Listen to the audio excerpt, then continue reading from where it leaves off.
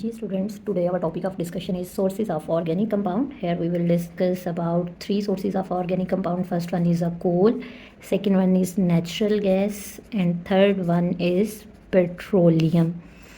All these topics we will discuss here.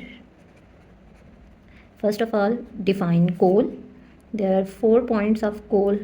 First of all, coal is known as combustible substance. Combustible है, burning में help कर रहा होता है. Second one is solid fossil fuel, and next one is brownish black color, and last one is present in rocks. Now we will discuss about the formation of coal, how wood convert into a coal. First of all, we will bury the wood inside the earth crust. Wood mean dead plants or animals, and bacterial और chemical reaction होगा wood पे, which is collectively known as biochemical reaction. Bacterial and chemical reactions के बाद wood convert हो जाती है peat में, which contain 59.9% carbon, round of 60% carbon हो जाएगा. पीट जो है ये लोएस्ट हमारे पास कोल की क्वालिटी होती है. Next we will apply high temperature and pressure on peat, and peat convert into lignite. Peat lignite में कन्वर्ट हो जाता है और लिग्नाइट के अंदर 61.8% कार्बन मौजूद होता है. 61.8 टू 67% कार्बन मौजूद होता है. लिग्नाइट नॉर्मल क्वालिटी होगा कोल की. उसके बाद हमारे पास क्या होगा, हाई प्रेशर अप्लाई होगा. हाई प्रेशर अप्लाई करेंगे और लिग्नाइट कन्वर्ट हो जाता है बिटमीशियस कोल में. बिटमीशियस कोल आएगा. Bituminous coal contain 79% carbon. Then we will apply high pressure on bitmeous coal and it convert into anthracite, which contain 91% carbon. Bitmeous coal and anthracites is the high quality of coal because it contain high percentage of carbon. Discuss about the uses of coal. First of all, coal use as a fuel. Second one is coal use as a bake the bricks in kiln, and coal is used for domestic purposes. Next one, destructive distillation of coal are known as carbonization.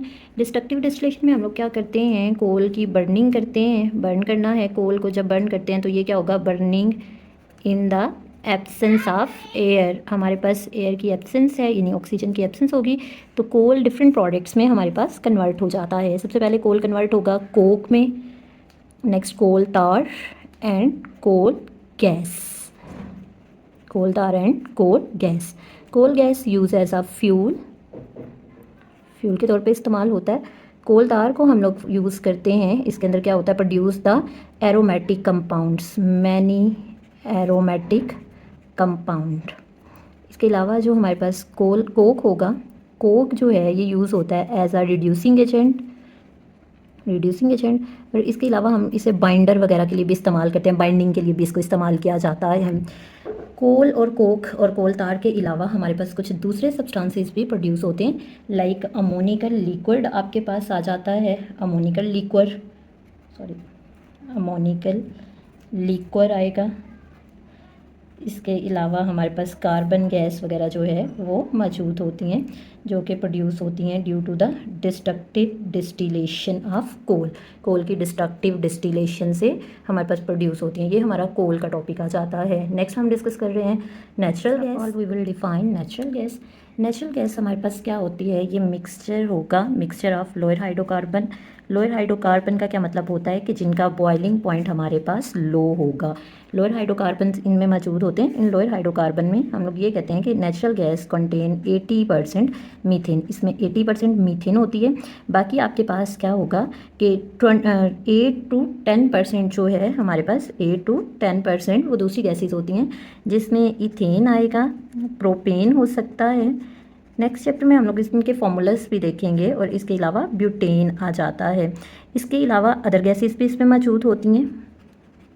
Other gases बिल्कुल small quantity में मौजूद होती हैं, लो quantity में. इसमें हमारे पास आएगा carbon dioxide, nitrogen है, इसके अलावा हाइड्रोजन है और हीलियम वगैरह जो हैं ये मौजूद होते हैं। हाइड्रोजन सल्फाइड है, हीलियम है, ये हमारे पास नेचुरल गैस में मौजूद होती है। आ जाता है formation of natural gas. Natural gas किस तरह से बनती है, ये हमारे पास डीकम्पोजिशन होगी, ठीक है। डीकम्पोजिशन किसकी होती है, ऑर्गेनिक मटीरियल की। ऑर्गेनिक मटीरियल की हम लोग डीकम्पोजिशन करेंगे तो हमारे पास क्या होगा, नेचुरल गैस प्रोड्यूस हो जाएगी। इसके साथ ही हम लोग इसके यूजेस डिस्कस कर लेते हैं। नेचुरल गैस को हम लोग किस पर्पसेस के लिए इस्तेमाल करते हैं। ये हमारे पास इंपॉर्टेंट एनर्जी सोर्स है सबसे पहले। इसके अलावा हम लोगों ने बताना है कि नेचुरल गैस जो है इसको यूज़ किया जाता है पावर जनरेशन के लिए, इलेक्ट्रिसिटी जनरेट करवाने के लिए भी इसको इस्तेमाल किया जाता है। ये फ्यूल के तौर पे इस्तेमाल होती है इंडस्ट्रीज़ में, डिफरेंट इंडस्ट्रीज़ में ये फ्यूल के तौर पे इस्तेमाल होगी। लाइक सीमेंट इंडस्ट्रीज़ आपके पास आ जाता है, फर्टिलाइज़र इंडस्ट्रीज़ आ जाती हैं। इसके अलावा हम लोग इसको डोमेस्टिक पर्पसेस के लिए इस्तेमाल करते हैं, यानी डोमेस्टिक पर्पसेस में एज आ फ्यूल के तौर पर यूज़ किया जाता है। पेट्रोलियम को डिस्कस करते हैं। पेट्रोलियम हमारे पास क्या होगा, ये रिफाइंड फॉर्म होती है, refined form of mineral oil. Mineral oil की रिफाइंड फॉर्म होगी, इसको हम पेट्रोलियम कहते हैं। इसकी फॉर्मेशन के बारे में बात कर लेते हैं। फॉर्मेशन में हमारे पास क्या होता है, decomposition of remaining of organic material. Remaining और रेजिड्यू यानी डीकम्पोजिशन के जो आपके पास रिमेन्स होते हैं, जो रिमेनिंग मटेरियल होता है, वेस्ट मटेरियल होता है ऑर्गेनिक मटेरियल का, उसकी डीकम्पोजिशन से हमारे पास प्रोड्यूस होते हैं ऑर्गेनिक कंपाउंड्स। इसके अलावा आप लोगों ने ये बताना है कि हमारे पास जब इसको अर्थ क्रस्ट में से निकाला जाता है पेट्रोलियम को, तो ये हमारे पास क्रूड ऑयल की फॉर्म में होता है। उसके बाद ये पेट्रोलियम में कन्वर्ट होता है। क्रूड ऑयल हमारे पास क्या होता है, ब्लैकिश कलर का लिक्विड होता है, ठीक है। Blackish coloured liquid, blackish coloured liquid आपके पास आ जाता है। इसको हम लोग क्या बोलते हैं, crude oil. Fractional distillation of petroleum. Fractional distillation में हमारे पास क्या होता है कि आपने सेपरेट करना होता है पेट्रोलियम को। Separation of petroleum, petroleum products को सेपरेट करना होता है।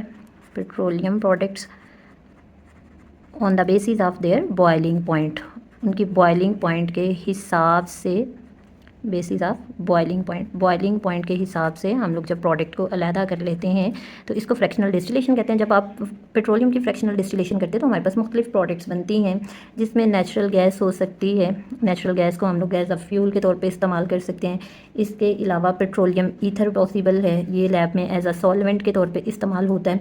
इसके अलावा आपके पास गैसोलीन आ जाता है। गैसोलीन हमारे पास क्या होगा कि इसको हम लोग रॉ मटेरियल के तौर पे, मोटर फ्यूल्स के तौर पे भी इस्तेमाल करते हैं, गाड़ियों वगैरह के अंदर, ऑटोमोबाइल्स में। उसके बाद आपके पास केरोसिन ऑयल, केरोसिन ऑयल को भी हम लोग फ्यूल के तौर पे इस्तेमाल करते हैं। इसके अलावा डीजल आ जाता है, डीजल ऑयल आ जाता है, इसको भी फ्यूल के तौर पे हैवी मशीनरी के अंदर इस्तेमाल करते हैं। इसके अलावा हमारे पास क्या होता है, गैस ऑयल आ जाएगा, लुब्रिकेंट्स आ जाते हैं। लुब्रिकेंट्स जो हैं इसको लुब्रिकेशन के लिए इस्तेमाल किया जाता है। पैराफिन्स हैं, यानी वैक्स प्रोडक्ट वगैरह बनाने के लिए इस्तेमाल किया जाएगा, पैराफिन्स होंगे। इसके अलावा पेट्रोलियम कोक आपके पास आ जाता है, ये रेजिड्यू होते हैं, बाकियात होती हैं, इसको हम लोग रूफिंग के लिए और फ्यूल रिड्यूसिंग एजेंट के तौर पर इस्तेमाल करते हैं। थैंक यू, ये हमारा आज का टॉपिक है।